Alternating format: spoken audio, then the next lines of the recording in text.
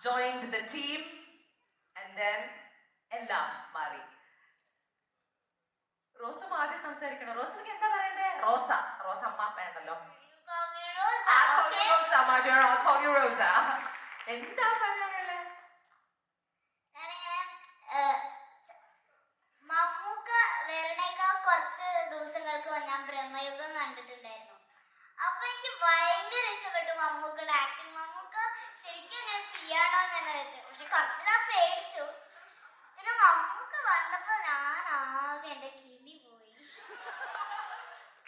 ഇതെന്താ അപ്പൊ മമ്മൂക്കയുടെ ആക്ടിങ് ഞാൻ തിയേറ്ററിൽ എന്റെ കൂടെ കണ്ടപ്പോ എനിക്ക് ഭയങ്കര സന്തോഷമായി. ഇഷ്ടപ്പെട്ടോ? എന്താ ഏറ്റവും ഇഷ്ടപ്പെട്ടെ മമ്മൂക്കയുടെ ആക്ടിങ്ങില്? അവിടെ ആക്ടിങ്ങില് മമ്മൂക്ക വരുമ്പോ ഒരു ഫൈറ്റ് ഉണ്ടല്ലോ, ആ ഫൈറ്റ് ഇഷ്ടപ്പെട്ടു. അപ്പൊ നമുക്ക് മമ്മൂക്ക എടുത്ത് ചോദിക്കാം. മോൾക്ക് എന്താ മമ്മൂക്ക എടുത്ത് ചോദിക്കാനല്ലേ? എന്തെങ്കിലും ചോദ്യം ആദ്യം തന്നെ മോള് റോസമ്മ തന്നെ അങ്ങ് ചോദിച്ചോ. മമ്മൂക്ക എന്റെ ആക്ടിങ് അങ്ങനെ ഉണ്ടായിരുന്നു? സൂപ്പർ. ഞാൻ പേടിച്ചു പോയി. ഭയങ്കര ആക്ടിങ് കണ്ടിട്ട്. ഇത്രയും ചെറിയ ആൾ ഇത്രയും വലിയ അഭിനയം അഭിനയിക്കുന്നത്. മമ്മൂക്ക ചത്താ പച്ചയുടെ ഈ ഒരു സക്സസ് പാർട്ടിയിൽ ഇവരെല്ലാവരുടെയും മുഖത്ത് നോക്കുമ്പോൾ ഒരു സന്തോഷവും ഒരു ചിരിയും ഒരു എക്സൈറ്റ്മെന്റും ഉണ്ട്. That is because you joined dum. എന്ത് തോന്നുന്നു? ഈ ഒരു സിനിമ തിയേറ്ററിൽ ഇറങ്ങി 2 ദിവസം അത് കഴിഞ്ഞു. ഇവിടെ you are here celebrating with all of them. Chatha Pacha എന്ന സിനിമയുടെ ഈ ഒരു സക്സസിനെ കുറിച്ച് what are you feeling today? ഈ സിനിമയെ പറ്റി ആലോചിക്കുന്ന കാലത്ത് തന്നെ ഷൗക്കത്ത് എൻ്റെ അടുത്ത് ഞങ്ങളിങ്ങനെ സിനിമ എടുക്കണം, പിള്ളേർ സിനിമ പഠിച്ചു, ഒരാൾ ആക്ടിങ് പഠിച്ചു, ഒരാൾ ഡയറക്ഷൻ പഠിച്ചു, എങ്ങനെയെങ്കിലും സിനിമയിലെത്തണം. ഞാൻ പറഞ്ഞ ഷൗക്കത്തെ ഇത് അങ്ങനെ എളുപ്പത്തിൽ കയറാവുന്ന ഒരു പരിപാടിയല്ല. ഞാനൊക്കെ ഇപ്പോഴും സ്ട്രഗിൾ ചെയ്യുക. കാരണം ഇത് എത്തിപ്പെടുന്നതിനേക്കാൾ പാടിയ പാടാ ഇവിടെ നിന്ന് പോകും. അപ്പോൾ വേണോ അല്ല, ഒരു പിള്ളേരുടെ ആഗ്രഹമല്ലേ നമുക്ക് സാധിച്ചു കൊടുക്കണ്ടേ എന്ന് പറഞ്ഞു. ഞാൻ പറഞ്ഞത് അവർ അറിയാത്ത പിള്ളേർക്ക് ചോദിക്കുമ്പോൾ അറിയാമെന്ന് പറഞ്ഞു. ഞാൻ പറഞ്ഞു പിള്ളേർക്ക് മനസ്സിലാവും അതിൻ്റെ ബുദ്ധിമുട്ടുകളും പ്രയാസങ്ങളും എന്ന് പറഞ്ഞു.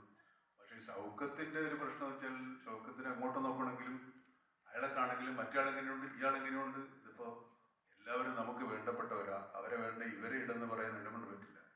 നിങ്ങൾ അവരോട് പോയി ചോദിക്കുക, അവരുടെ സൗകര്യമുണ്ടോ, ഇയാൾക്ക് സൗകര്യമുണ്ടോ, അവർക്ക് സൗകര്യമുണ്ടോ എന്ന് പറഞ്ഞ് എല്ലാവരെയും വിളിച്ചു. ആക്ടേഴ്സ്, ഈ ഡയറക്ടർ, ഞാൻ പറഞ്ഞു ഡയറക്ടർ എനിക്കറിയില്ല, കഥ നിങ്ങൾക്ക് ഇഷ്ടപ്പെട്ട എടുക്കുക.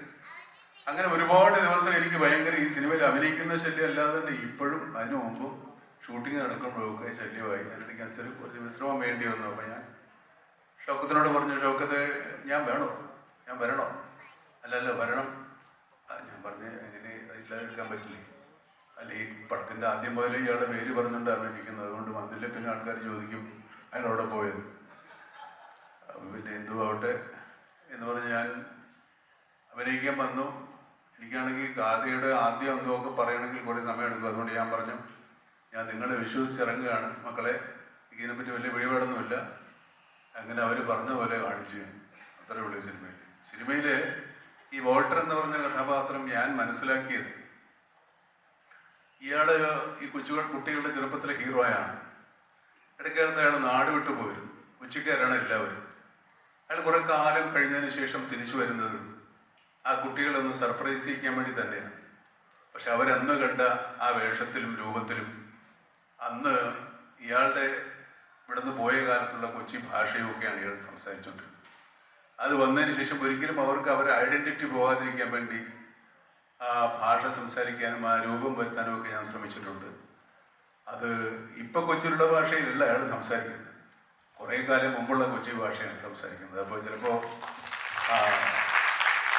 ഇപ്പോഴത്തെ പിള്ളേർക്ക് ചിലപ്പോൾ ഇത്തിരി കണക്ഷൻ പോയെന്ന് വരാം. പക്ഷേ അതങ്ങനെ കണ്ടാൽ കണക്റ്റ് ആവും. എനിക്ക് ഈ സിനിമയിൽ അഭിനയിക്കാൻ കിട്ടിയ അവസരം എന്ന് പറയുന്നത് ഈ പിള്ളേരുടെ ആവേശവും അവരുടെ അത്യധ്വാനവും അവരുടെ ഒരു എന്താ പറയുക എനർജിയും എൻതൂസിയാസവും ഒക്കെ കണ്ടപ്പോൾ, ഞാനൊക്കെ ഈ പ്രായത്തിൽ സിനിമയിൽ അഭിനയിക്കാൻ വരുമ്പോൾ നമുക്ക് ആവേശവുമില്ല, എൻതൂസിയാസവുമില്ല, എനർജിയുമില്ല, പേടി മാത്രമേ ഉണ്ടായിരുന്നുള്ളൂ. രക്ഷപ്പെടുവോ, നന്നാവോ, ഇത് നമ്മൾ ചെയ്യുന്നത് ശരിയാണോ എന്നൊക്കെയുള്ള ഭയത്തിലാണ് ഞാനൊക്കെ തുടക്കകാലത്ത് വന്നത്. പക്ഷെ ഇവർ നല്ല ആത്മവിശ്വാസത്തോടുകൂടി ഫുൾ കോൺഫിഡൻ്റ് ആയിട്ട് എന്ത് പറഞ്ഞാലും ചെയ്യാവുന്ന തരത്തിൽ. ഈ റോഷൻ്റെയൊക്കെ ഇവിടെയുള്ള മസിലുകൾ ഈ കാണുന്ന പോലെയൊന്നുമല്ല, ഇത് അഴിച്ചിട്ട പേടിയാവും. അതുപോലെ ഈ ചങ്ങാതി ഈ വിശാഖ് എൻ്റെ നാളാണ്. വിശാഖൊക്കെ ഈ നമ്മൾ സാധാരണ നമ്മൾ ആക്ടിങ് പ്രാക്ടീസ് ചെയ്യുന്നതൊക്കെ ഒരു ക്യാരക്ടറിന് വേണ്ടി ഇത്ര എഫർട്ട് എടുത്ത് ബോഡി ബിൽഡ് ചെയ്യുന്ന പിള്ളേർ എനിക്കത് ജമ്മത്ത് പറ്റില്ല. ഞാൻ ഇപ്പോഴാണ് അത്യാവശ്യം എന്തെങ്കിലുമൊക്കെ ചെയ്തു തുടങ്ങിയത്, ഒരു 5-10 കൊല്ലം ആയിട്ടുള്ളൂ. എന്നുവെച്ചാൽ അത് ഇല്ലാതെ വഴിയില്ല എന്നുള്ളത് കൊണ്ടാണ് ചെയ്യുന്നതില്ലെങ്കിൽ അത് ഒഴിവാക്കിയത്. പക്ഷേ പിള്ളേരെ സമ്മതിക്കണം. സത്യം പറഞ്ഞാൽ ഈ ഇവർ പറയുന്ന പോലെ ഞാനല്ല ഇവരുടെ എനർജി, ഇവരായിരുന്നു ഈ സിനിമയിലെ. അല്ല, ഇത് സത്യം പറയുന്നതാണല്ലേ, ഞാനിതിനകത്ത് കള്ളത്തരം മരുന്നൊന്നും ചേർക്കത്തില്ല. ഇതുപോലെ നമുക്ക് ഇത്രയൊക്കെ പ്രായമായതൊക്കെ ശരിയാണ്, പക്ഷേ ഈ പിള്ളേരുമായിട്ടാണല്ലോ നമ്മളിനി അങ്ങോട്ട് മുട്ടേണ്ടത്. അപ്പോൾ ഇവന്മാർ ഓതിയാൽ നമ്മൾ പറന്നുപോയി പോയില്ല. അതുകൊണ്ട് അതിനുള്ള തരത്തിൽ കുറച്ചുകൂടെയൊക്കെ ഒന്ന് എനർജിയും ആവേശവും ആത്മവിശ്വാസവും ഒക്കെ ഉണ്ടാക്കിയെടുക്കാൻ ഇവർ എന്നെ ഈ സിനിമയിൽ ഒരുപാട് സഹായിച്ചിട്ടുണ്ട്. അത് മറക്കാൻ പറ്റില്ല. കുട്ടികളൊക്കെ നന്നായിട്ടുണ്ട്. ഇവരുടെ എല്ലാ എഫർട്ടിനും ഒരുപാട് കഥ പറയാനുണ്ട് ഈ സിനിമയുടെ പുറകിൽ. അത്രത്തോളം ഈ ഷൗക്കത്തിനെ ഉപദ്രവിച്ചിട്ടുണ്ട്. ഷൗക്കത്ത് നന്ദി മാത്രമേ പറഞ്ഞിട്ടുള്ളൂ, കാശൊന്നും തന്നിട്ടില്ല ഇതുവരെ. അതുപോലെ എന്നിടയ്ക്ക് സന്തോഷ് എൻ്റെ അടുത്ത് കണ്ടെന്ന് പറഞ്ഞത് ശരിയാട്ടോ. സന്തോഷിൻ്റെ ഫാദറുമായിട്ടായിരുന്നു എനിക്ക് പരിചയം.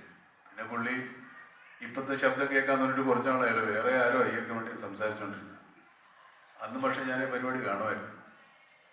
പിന്നെ ഇപ്പം സിനിമ ഇങ്ങനെ വിജയമാണെന്നൊക്കെയാണ് പറയുന്നത്, സത്യമല്ലേ?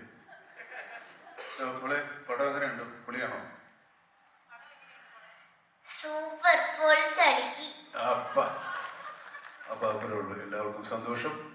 ഇനിയും ഞാൻ ഈ അദ്വൈത് നമ്മൾ ഓരോ ഷോട്ട് കഴിയുമ്പോഴും ഇങ്ങനെ നോക്കുന്നത് ഞാൻ കേട്ടിട്ടുണ്ട്. ശരിക്കുള്ള ആണോ അതോ വേറെ എന്തോ ആണോ എന്നല്ല. He was so enthusiastic. നമ്മൾ വെച്ചിട്ട് ഒരു പടം ചെയ്യുമ്പോൾ അത്ര ഒരു കോൺഫിഡൻസും നമ്മൾ പിന്നെ ഒന്ന് ഞാൻ ആലോചിച്ചത്, നമ്മളിനിയിപ്പോൾ ഒരു വലിയ നടനാണെന്നൊക്കെ പറഞ്ഞിട്ട് ഇവരെ മുമ്പിൽ പോയി മോശമാകല്ലോ ആയിരുന്നല്ലോ എന്ന് വിചാരിച്ചിട്ടാണ് ഇവർ പറയുന്നത് മാത്രമേ ഞാൻ ചെയ്തിട്ടുള്ളൂ. കയ്യിൽ നിന്നൊന്നും കൊണ്ടുപോയില്ല. അതിന് മാത്രമൊന്നും കിട്ടുന്നുമില്ല സിനിമയെന്ന്, അത് വേറെ കാര്യം. അപ്പം ഇവർ പറഞ്ഞു ചെയ്തു. അതെന്തായാലും നല്ലതായാലും ചീത്തയായാലും എനിക്കൊരു ഉത്തരവാദിത്വമില്ല. അങ്ങനെയുണ്ട് ഈ പരിപാടി.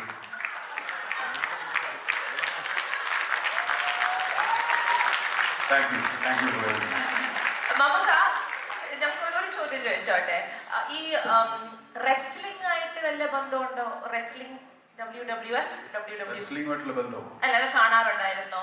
അങ്ങനെ ബന്ധമാണെങ്കിൽ എൻ്റെ മൂത്തപ്പടെ മൂത്ത മോനാണ്. അല്ല, ഈ വാട്ടർ എന്ന ക്യാരക്ടർ ചെയ്യാൻ യെസ് പറഞ്ഞ കാരണം എന്താ? ഞാൻ റെസ്ലിംഗ് ഒന്നും ചെയ്യുന്നില്ലല്ലോ. നമ്മൾ വെറുതെ ഇങ്ങനെ പറഞ്ഞു വരുത്തുന്നല്ലേ ഉള്ളൂ പല കാര്യം. അതേ ഉള്ളൂ. അത് ഇയാളെ പഴയ അന്നത്തെ കാലത്ത് ഒരു ദാരിദ്ര്യ കാലത്തുള്ളൊരു ഫീലിങ്ങേ ഉള്ളൂ. ഇപ്പോൾ ഒരു വലിയ റെസ്ലിംഗ് ഇതൊക്കെ കിട്ടി വൻ പരിപാടിയല്ലേ. അത്രേ ഉള്ളൂ. പോരെ? ചോദ്യങ്ങൾ ഇങ്ങനെ എഴുതി വെച്ചിട്ടുണ്ട്. 2023 തുടക്കത്തിൽ ഓസ്ലർ, 2024 രേഖാചിത്രം, 2025 ചത്ത പച്ച. ഈ മമ്മൂക്കെ വെച്ച് ആ വർഷം തുടങ്ങിയ ആ ചിത്രം സൂപ്പർ ഡൂപ്പർ ഹിറ്റ് ആണ് എന്ന് പറഞ്ഞത് ഇപ്പൊ ഒരു വിശ്വാസമായി മാറി എന്ന് തോന്നുന്നോ? അത് മമ്മൂക്ക മനഃപൂർവ്വം പ്ലാൻ ചെയ്യുന്നതാണോ?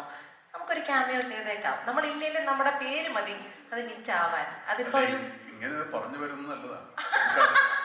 അടുത്ത വർഷം ഒരു ക്യാമിയോ ഒക്കെ റേറ്റ് ഫിക്സ് ചെയ്യാം അല്ലേ? ബാബുക്കെ എടുക്കണമെന്ന് പറഞ്ഞിട്ടുണ്ടല്ലോ. ഇങ്ങനെ ഒരു ക്യാമിയോ ആയിട്ട് വരുമ്പോ അതുപോലെ മമ്മൂക്കനെ ഈ കൊച്ചി മട്ടാഞ്ചേരി ഈ ഏരിയയിൽ ഒരു ക്യാരക്ടറായിട്ട് വരുമ്പോ അതിനൊരു കൾട്ട് ഫോളോയിങ് ഉണ്ട്. അപ്പം ആ ഏരിയ ആയിട്ട് മമ്മൂക്കയ്ക്ക് കൊച്ചി മട്ടാഞ്ചേരി എന്ന് പറയുന്നത് എൻ്റെ ഭാര്യ മട്ടാഞ്ചേരിക്കാരി.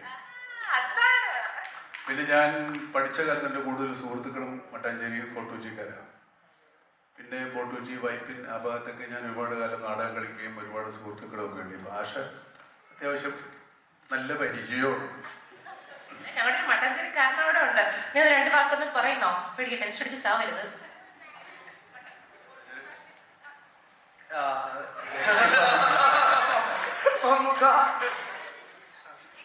മമ്മൂക്ക പൊളിയാണ്.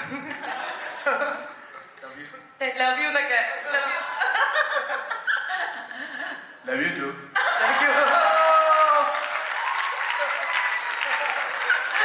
മതിയില്ലേ ടാറ്റു? ഒരേ കണ്ടന്റായോ? എന്നാ നമുക്ക് നിർത്താം. നമുക്ക് ഇനി ഈ 2026 തുടക്കം കുറിച്ചു. ചത്ത പച്ച ഹിറ്റായി. ഇനി വരാൻ പോകുന്ന ചിത്രങ്ങൾ കുറെ അധികം ഇങ്ങനെ നീണ്ട ഒരു ലിസ്റ്റാണ്.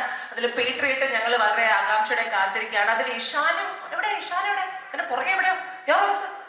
ഭയങ്കര ബിസി ആക്ടറല്ലേ, കുറെ പടത്തിലായിപ്പോ. അല്ലേ, സെറീനും ഉണ്ട്. അപ്പം അതിന്റെ ഞങ്ങൾ എന്ത് പ്രതീക്ഷിക്കാം ഈ സിനിമകളിലൊക്കെ? എങ്ങനത്തെ മമ്മൂക്കയാണ് ഇനി വരാൻ പോകുന്നത്? വോൾട്ടറിനെ കണ്ടു, ഏത് മുഖമായിരിക്കും? കുറേ മുഖം.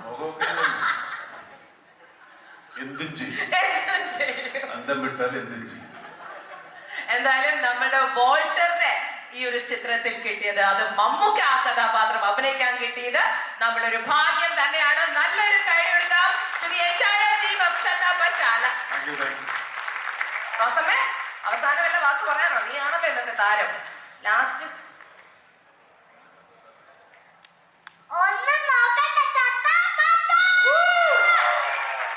മറ്റൊരു ഡയലോഗ് ഉണ്ടല്ലോ, വോൾട്ടറിന്റെ പിന്നാലെ അതാരും പറയും. ആ പറഞ്ഞോ, ആരും